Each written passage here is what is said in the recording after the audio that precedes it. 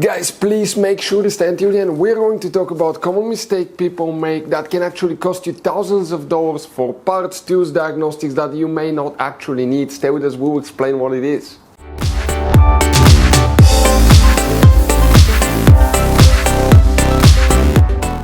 Hey guys, welcome back to Auto Repair guys. Super quick, very helpful video for any of you trying to find where the AC compressor, the air conditioner fuses, relays are located on that Mercedes C-Class generation W205. Stay with us, we'll explain about that. We'll talk about hidden fuse boxes, information guys that can save you thousands of dollars in future repairs. By the way, if you need to buy any replacement parts, tools, fuses, relays, we'll share the information in the description of the video below where you can get them from guys, and you can see where we get most of our tools and supplies from as well. Let's start on it now.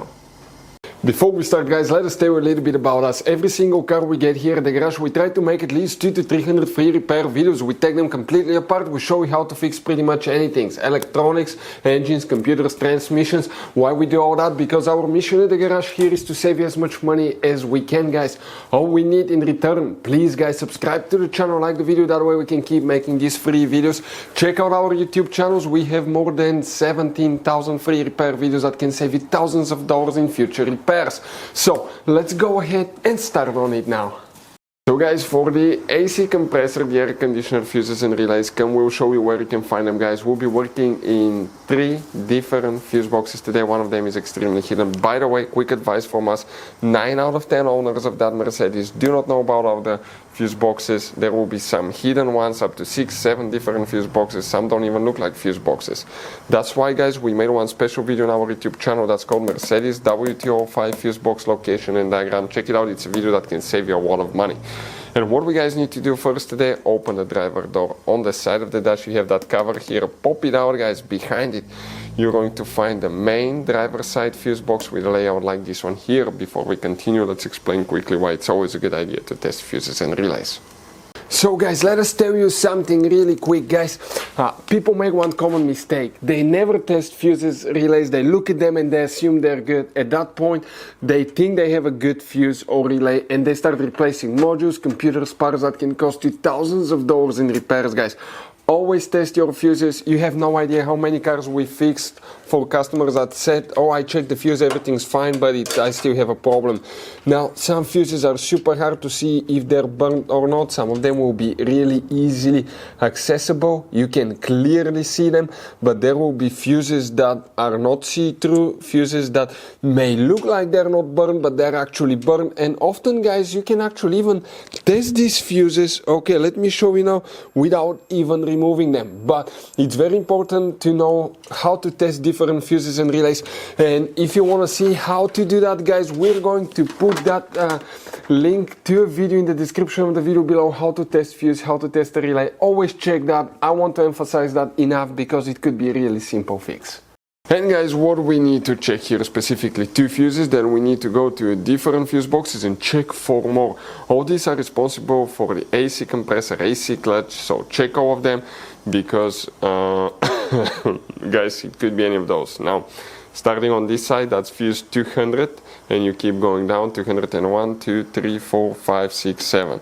Fuse 207 needs to be checked, and fuse 209. Right here.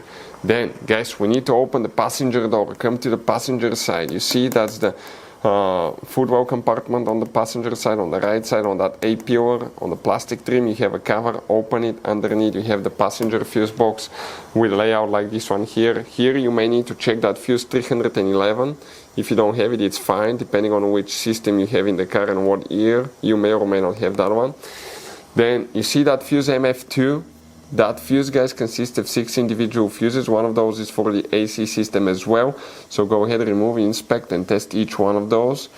And MF3 as well. You have another fuse right here. So these 2 fuses will need to be checked guys. Next, what we need to do guys, behind the glove box, if you physically remove the glove box towards the left side in the dash, okay, you're going to have a prefuse box with multiple cables coming in and out like this one here. And if you open that prefuse box, check this thing out. Surprise, here you're going to have a hidden fuse that you need to check, and we're talking specifically about fuse number 3. You see that fuse, that 40 amp fuse, that's the one that you will guys need to check as well.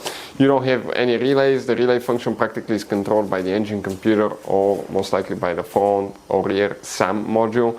So if you still have problems with it, I would recommend to check fuses and relays for the front SAM module and the rear SAM module, SAM module. We'll have the video on the channel for any of you needing help with that. Guys, quick advice. Now, that generation Mercedes, it has all kinds of different fuses and relays. I want to show you some of them. Those are super special ones as well, guys. And those prefuse boxes as well. Check it out. You will have a great variety of fuses, relays. So, by the way, if you guys want to buy any replacement parts, tools, fuses, we'll recommend to keep some spare ones in the glove box for a peace of mind.